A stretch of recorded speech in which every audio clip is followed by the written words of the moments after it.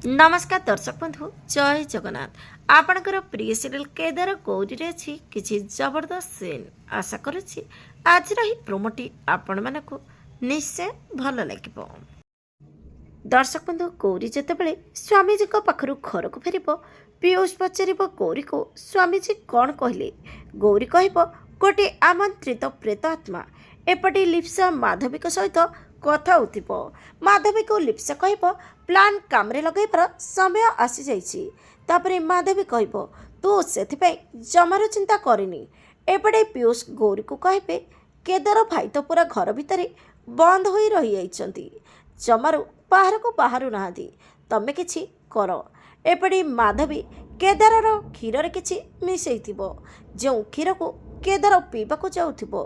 आ एपटे गौरी कहथिबो जो पर्यंत मु तांको पाखरे अछि से पर्यंत तांकर किछि भी हबनी। हेले दर्शक बंधु गौरी कौन केदार को रक्षा करि पारिबो कि नहीं, आपनको आजिर प्रोमो देखि केमिति लागला कमेंट माध्यम रे जणातु। आज राति 8:30 रे देखंतु आपणकर प्रिय सीरियल केदार गौरी।